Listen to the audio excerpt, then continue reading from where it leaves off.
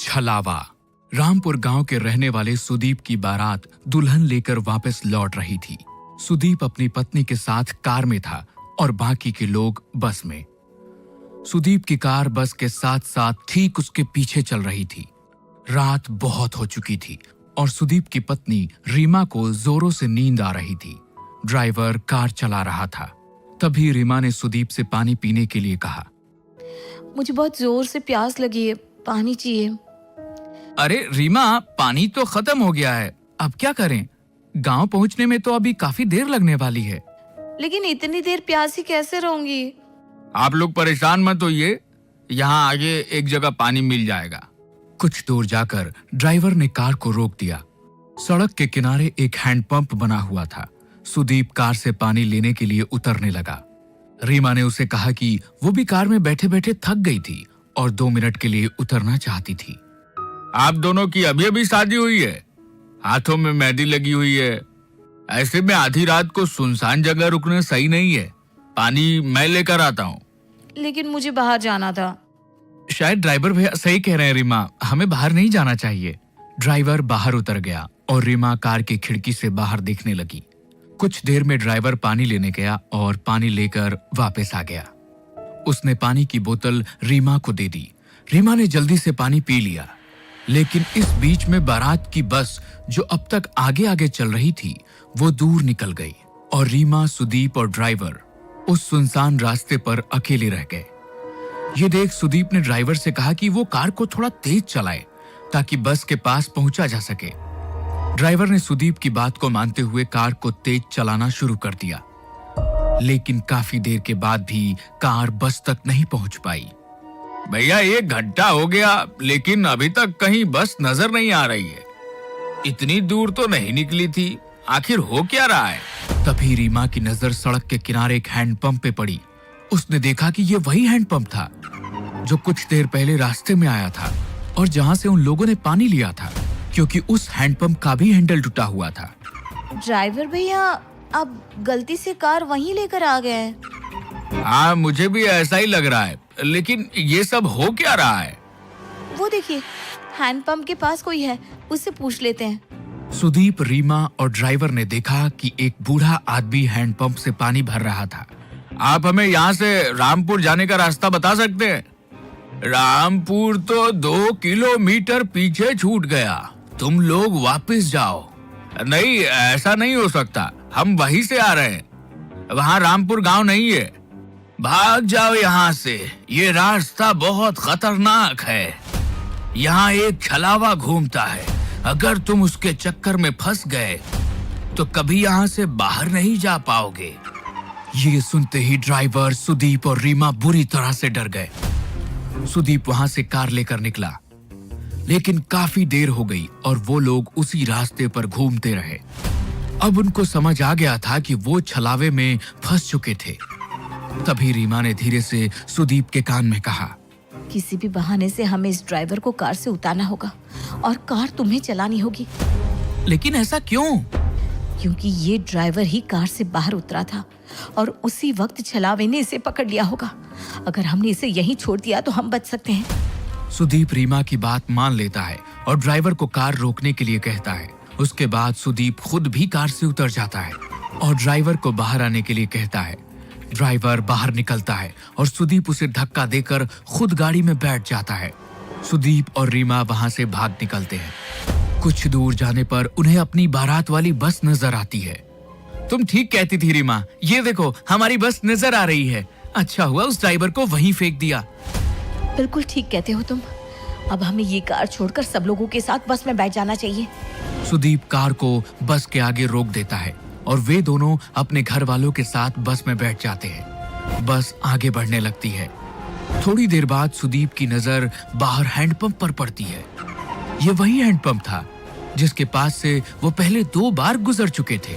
अब सुदीप को समझ नहीं आ रहा था कि ड्राइवर तो वहीं रह गया, फिर आखिर ये छलावा उसे अब भी क्यों हो रहा था? सुदीप ने ये बात अपने रिश्तेदारों को बताई। हम सब लोग एक छलावे में फंस चुके हैं, इससे बाहर कैसे आना है कोई नहीं जानता। लेकिन बेटा, ये छलावा होता क्या है? पापा, जब कोई इंसान एक्सीडेंट में मर जाता है तो उसकी आत्मा ऐसे सुनसान रास्तों पर भटकती रहती है। और लोगों के सामने ऐसा भ्रम पैदा करती है कि वे आगे बढ़ रहे हैं, लेकिन वो उसी जगह पर घूमते रहते हैं। हम कभी अपने गांव रामपुर नहीं पहुंच पाएंगे। सुदीप की बात सुनकर सब लोग बुरी तरह से डर जाते हैं। तभी रीमा उठकर खड़ी हो जाती है। उसे बस की खिड़की से अब वो ड्राइवर नजर आ रहा था। रीमा ने इस बारे में सब लोगों को बता दिया। सब लोगों को लगा कि वो जितना ड्राइवर से बचने की कोशिश करेंगे उतना ही फंसते चले जाएंगे। इसलिए उन्होंने बस को रोका और ड्राइवर को बस के अंदर बुला लिया। इस छलावे से हम कभी बाहर नहीं निकल पाएंगे अगर हमने उसे अपने से दूर नहीं किया। तुम ही वो छलावा हो, इसलिए अब तुम्हें मरना होगा।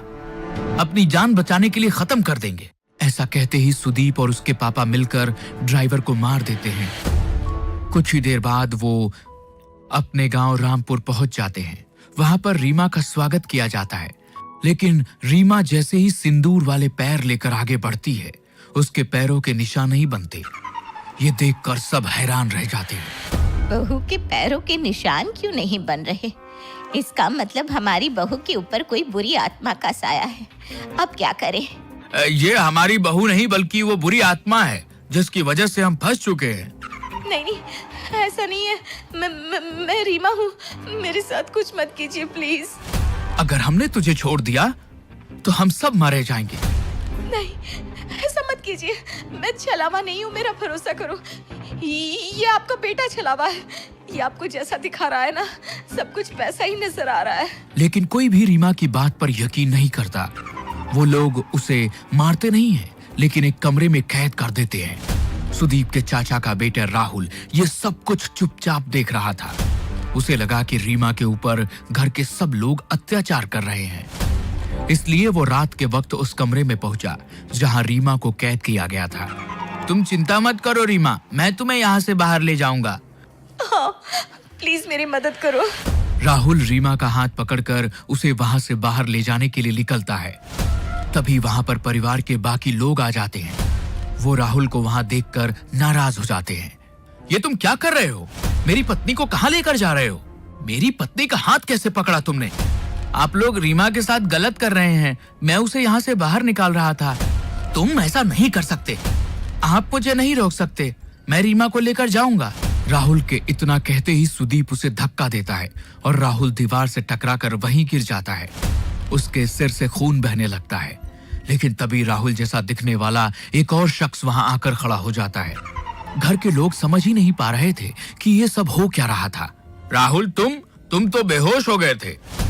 ये सब क्या हो रहा है?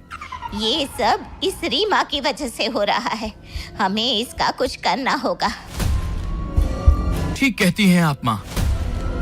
सुदीप आगे बढ़कर रीमा के बाल पकड़ लेता है और उसे खींचकर दीवार में धक्का देने की कोशिश करता है। रीमा झटके से दीवार से टकरा जाती है और तभी एक जोरदार चीख सबके कानों में सुनाई देती है।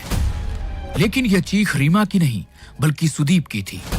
रीमा ने पास में पड़े हुए एक डंडे से सुदीप के सर पर वार किया, जिसके वजह से उसके अंदर मौजूद छलावे का साया उसका शरीर छोड़कर बाहर निकल गया।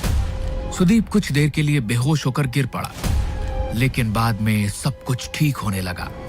असल में छलावा और किसी के अंदर नहीं बल्कि खुद सुदीप के अंदर था। ये जैसा जैसा हमें दिखा रहा था वैसा ही नजर आ रहा था। लेकिन अब वो साया यहाँ से जा चुका है और अब कभी यहाँ वापस नहीं आएगा। लेकिन तुम्हें कैसे पता चला? मुझे इस पर शक हुआ क्योंकि मैंने ही कहा था शायद ड्राइवर छलावा है और इसने उसे मार दिया। उसके बाद इसने मेरे पैरों के निशान गायब करके सबका शक मेरे ऊपर डाला। लेकिन जब आप लोगों ने मुझे मारा नहीं बल्कि मुझे कमरे में बंद कर दिया।